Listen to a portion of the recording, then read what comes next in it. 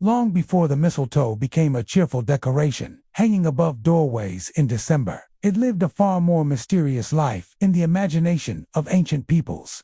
In the deep forests of early Europe, mistletoe was not trimmed into neat bunches or tied with red ribbons. It grew wild and rare, clinging to oak trees like something half earthly and half divine. Because it did not grow from the soil and seemed to float between sky and branch, many believed it was touched by the gods. This strange way of growing gave mistletoe an aura of magic, a plant that belonged to another realm, neither fully alive nor truly dead, surviving even through the harshest winters. Among the ancient Celts, mistletoe held sacred power.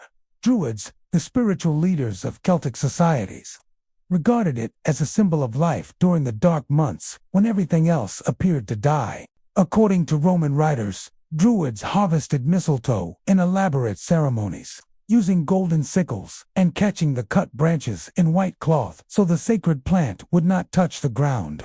It was believed to heal illness, protect against evil spirits, and most importantly, encourage fertility and harmony. Love and life were closely intertwined concepts in these early cultures, and mistletoe quietly occupied both realms. In Norse mythology, mistletoe took on a more dramatic role. One of the most famous legends tells of Baldur, the beloved god of light and joy.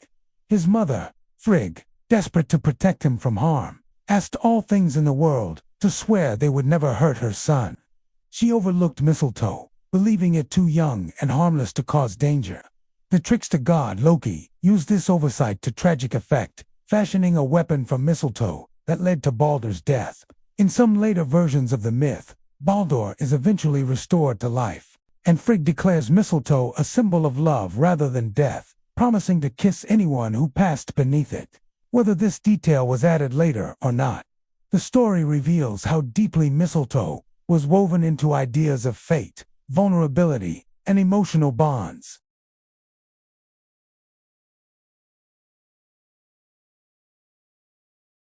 They associated it with peace and reconciliation.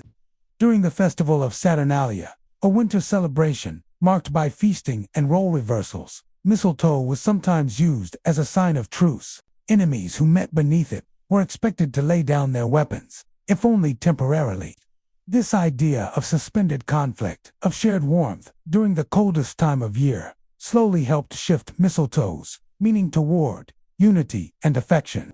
As Christianity spread across Europe, many pagan symbols were either suppressed or quietly absorbed into new traditions. Mistletoe, however, survived in a strange half-state, never fully accepted by the church, yet never completely erased. It did not appear in Christian scripture, and some early Christian leaders viewed it with suspicion because of its pagan past. Yet people continued to hang it in their homes, believing it protected against lightning, fire, and misfortune. Over time, its magical reputation softened, blending into folk customs rather than formal religion. By the Middle Ages, mistletoe had become a familiar part of winter life in England and parts of France. It was hung in halls and doorways, often as part of a larger decoration known as the kissing bough, which might include holly, ivy, apples, and candles. These decorations were especially common during Christmas and New Year celebrations, moments when communities gathered closely together in warm, crowded spaces. The belief grew that mistletoe brought good luck, encouraged romance, and ensured happiness in the coming year. The act of kissing beneath the mistletoe began to take clearer shape during this period, though it was still governed by rules and rituals. In some traditions, a man could steal a kiss from a woman standing beneath the mistletoe, but only one kiss per berry. After each kiss, a berry would be removed, and once all berries were gone, the mistletoe lost its power. Refusing a kiss was said to bring bad luck or doom a woman to remain unmarried.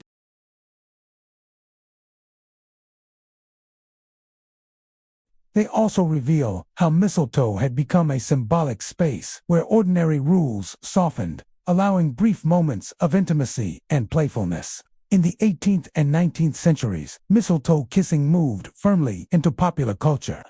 As Christmas evolved into a more domestic, family-centered holiday, especially in Victorian England, mistletoe became a staple of holiday decor. Writers and illustrators romanticized the tradition, portraying shy glances, stolen kisses, and gentle flirtation beneath sprigs of green.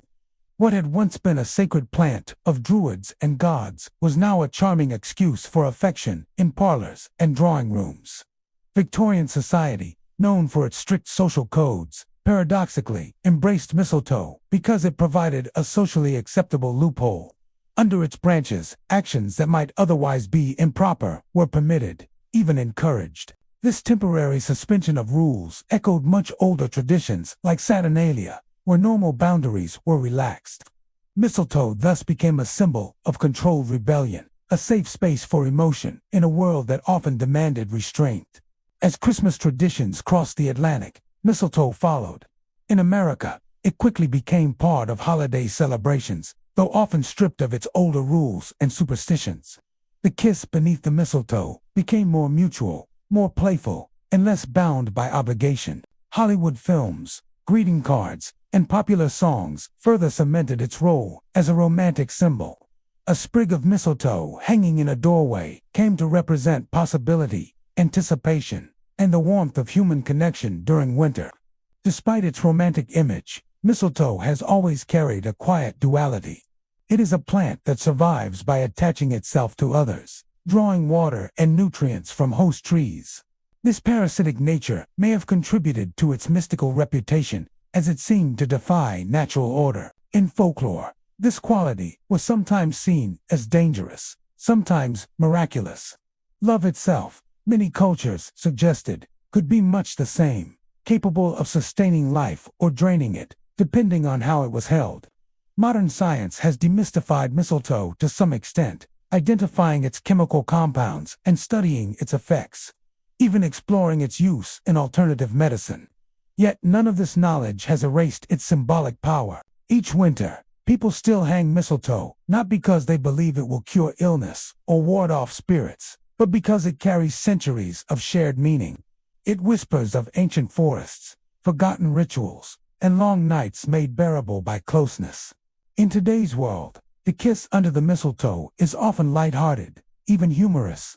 It appears in office parties, family gatherings, and social media posts. Not everyone participates, and many choose to redefine the tradition in ways that feel comfortable and respectful. Still, the image endures, a small green plant carrying a remarkably long memory. It reminds us that traditions are living things, shaped and reshaped by each generation. When someone pauses beneath mistletoe, whether they laugh, blush, or simply walk on, they stand at the end of a long historical path. That moment connects ancient Druids gazing up at oak trees, Norse gods bound by fate, medieval villagers celebrating the turning of the year, and Victorian couples navigating strict social worlds. The kiss, whether given or imagined, is less about romance alone and more about continuity, about how humans have always searched for warmth, meaning, and connection in the darkest season. And so, as winter nights grow quiet and lights glow softly indoors, mistletoe continues to hang silently above us. It asks for nothing, promises nothing certain, and yet carries the weight of centuries. Beneath it, people still pause, if only for a moment, sharing a smile, a memory, or a kiss, echoing an ancient belief that love, like mistletoe, can survive even the coldest winter.